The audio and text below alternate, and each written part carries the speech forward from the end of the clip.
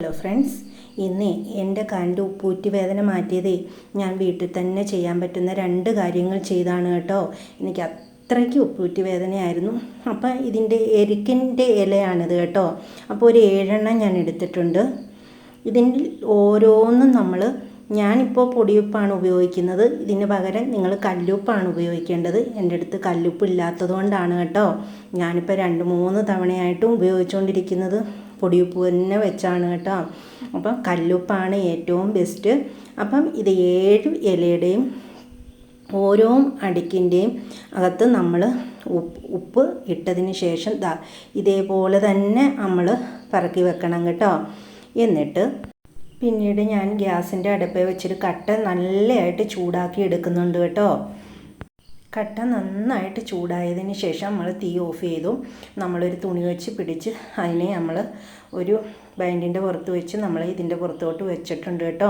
നമ്മൾ ഈ ഉപ്പ് എടുത്ത ഇല വെച്ചതാ ഇങ്ങനെ നമുക്ക് ചൂടുകൊണ്ട് ചിലപ്പം നമുക്ക് വളരെ ബുദ്ധിമുട്ട് തോന്നിയേക്കാം.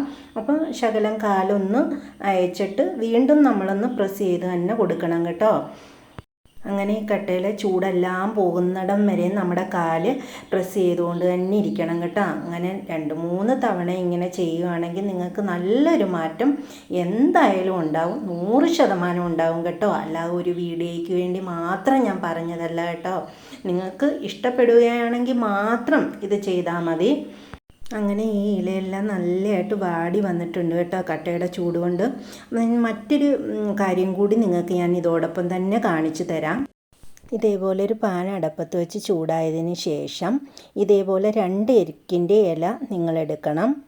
2 എരിക്കിൻ്റെ ഇല എടുത്തതിന് ശേഷം ഒരു ഇല ഞാൻ ഈ പാനിലേക്ക് വെച്ച് കൊടുത്തിട്ടുണ്ട്. ഞാൻ ദേവർഷി തൈലമാണ് ഉപയോഗിക്കുന്നത് കേട്ടോ. നിങ്ങളുടെ അടുത്ത് ഏത് തൈലമുണ്ടെങ്കിലും അത് കുഴപ്പമില്ല. അതൊരു ശകലം നമ്മൾ ഇതിലേക്ക് ഒന്ന് ഒഴിച്ചു കൊടുക്കാം.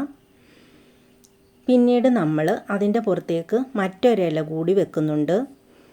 അതിൻ്റെ പുറത്തേക്കും നമ്മൾ കുറച്ച് തൈലം കൂടി നമുക്കൊന്ന് ഒഴിച്ചു കൊടുക്കാം.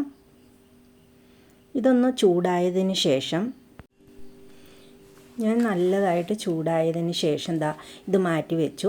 അതിന് ശേഷം നമ്മളത് പതുക്കെ എടുത്ത് ഇതേപോലെ നമ്മൾ പതുക്കെ എടുത്ത് നമ്മൾ ചൂട് കാരണം നമുക്ക് കുറച്ച് ബുദ്ധിമുട്ടുണ്ട് എങ്കിലും അത് പതുക്കെ എടുത്ത് നമ്മൾ കാലിൻ്റെ ഉപ്പൂറ്റിയിലോട്ട് നമ്മൾ ഒന്ന് വെച്ച് പ്രസ് ചെയ്ത് വെച്ചതിന് ശേഷം എന്തെങ്കിലും വെച്ച് നമുക്കൊരു ചരടോ എന്തെങ്കിലും വെച്ച് നമുക്കിതൊന്ന് കെട്ടിക്കൊടുക്കാം.